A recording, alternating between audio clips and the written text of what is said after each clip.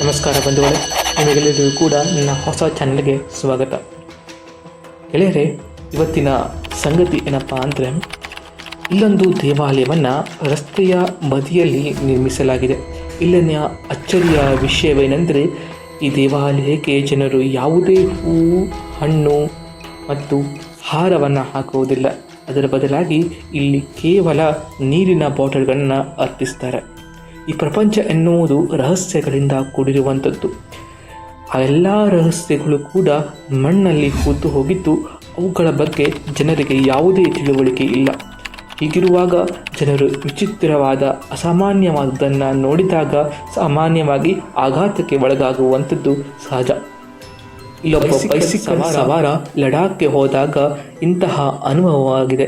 ಈ ದಾರಿಯಲ್ಲಿ ನಿಗೂಢ ದೇವಸ್ಥಾನ ಅವನ ಕಣ್ಣಿಗೆ ಬಿದ್ದಿದ್ದು, ಅಲ್ಲಿನ ಅಚ್ಚರಿಯ ವಿಷಯವೇನೆಂದರೆ, ಆ ದೇವಾಲಯದಲ್ಲಿ ಜನರು ಹೂವು, ಹಣ್ಣು, ಆಹಾರಗಳ ಬದಲಾಗಿ ನೀರಿನ ಬಾಟಲ್ಗಳನ್ನು ಅರ್ಪಿಸುತ್ತಾರೆ. ಆಕರ್ಷ್ ಶರ್ಮಾ ಒಬ್ಬ ಟ್ರಾವೆಲರ್ ಹಾಗೂ ಕಂಟೆಂಟ್ ಕ್ರಿಯೇಟರ್ ಆಗಿದ್ದು, ಇತ್ತೀಚೆಗೆ ಅವರು ಲಡಾಖ್ ವಿಡಿಯೋನ ಪೋಸ್ಟ್ ಮಾಡಿರ್ತಾರೆ.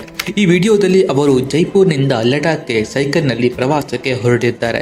ಈ ಪ್ರಯಾಣದ ಮಾರ್ಗ ಮಧ್ಯದಲ್ಲಿ ಅರಣ್ಯದ ಪರ್ವತಗಳ ಮಧ್ಯೆ ನಿರ್ಮಿಸಲಾದ ದೇವಾಲಯವೊಂದು ಅವರ ಕಣ್ಣಿಗೆ ಬೀಳುತ್ತೆ. ಹಾಗಾದರೆ ಈ ದೇವಸ್ಥಾನದ ಹೊರಗೆ ನೂರಾರು ಬಾಟಲಿಗಳು ಬಂದಿದ್ದಾದರೂ ಎಲ್ಲಿಂದ? ಆರಂಭದಲ್ಲಿ ಅವರು ಜನರು ಕುಡಿದು ನೀರಿನ ಬಾಟಲಿಗಳನ್ನು ಇಲ್ಲಿ ಎಸೆದಿರಬಹುದು ಎಂದು ತಿಳಿದುಕೊಳ್ತಾರೆ, ಅಥವಾ ಕಸವನ್ನು ಇಲ್ಲಿ ಸಂಗ್ರಹಿಸಿಟ್ಟಿರಬಹುದು ಎಂದು ಭಾವಿಸ್ತಾರೆ.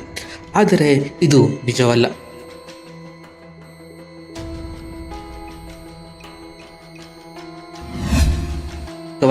ಈ ಸ್ಥಳಕ್ಕೆ ಬಂದು ನೀರಿನ ಬಾಟಲ್ಗಳನ್ನು ಅರ್ಪಿಸ್ತಾರೆ ಎಂಬುದು ಅವರಿಗೆ ಬಳಿಕ ತಿಳಿದು ಬರುತ್ತದೆ.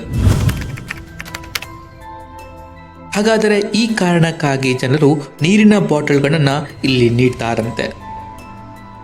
ಬಂಧುಗಳೇ, ಇದಕ್ಕೆ ಕಾರಣವೇನೆಂದರೆ, 1999 ಸುಮಾರಿಗೆ ಬಾಯಾರಿಕೆಯಿಂದ ಈ ಸ್ಥಳದಲ್ಲಿ ಸಾವನ್ನಪ್ಪಿದ ಟ್ರಕ್ ಚಾಲಕನಿಗೆ ಶ್ರದ್ಧಾಂಜಲಿ ಅರ್ಪಿಸಲು ಈ ದೇವಾಲಯವನ್ನು ನಿರ್ಮಿಸಲಾಗಿರುತ್ತೆ. ಅಂದಿನಿಂದ ಇಲ್ಲಿಯವರೆಗೂ ಇಲ್ಲಿ ಹಾದು ಹೋಗುವ ಪ್ರತಿಯೊಂದು ಪ್ರಯಾಣಿಕರು ಕೂಡ ಈ ದೇವಾಲಯಕ್ಕೆ ಬಂದು ನೀರಿನ ಬಾಟಲ್ಗಳನ್ನ ಅರ್ಪಿಸ್ತಾರೆ. ಇದಕ್ಕೆ ಗೌರವಾರ್ಥವಾಗಿ ಕಲ್ಲಿನ ಮೇಲೆ ಸ್ವಲ್ಪ ನೀರನ್ನು ಸುರಿತಾರೆ. ಇನ್ನು ಕೆಲವರು ಒಂದು ಹೆಜ್ಜೆ ಮುಂದಕ್ಕೆ ಹೋಗಿ ತಂಬಾಕು, ಎಣ್ಣೆ, ಜರ್ದ ಇತ್ಯಾದಿ ಪದಾರ್ಥಗಳನ್ನು ಇಲ್ಲಿ ಡ್ರೈವರ್ಗಳಿಗಾಗಿ ಅರ್ಪಿಸ್ತಾರಂತೆ.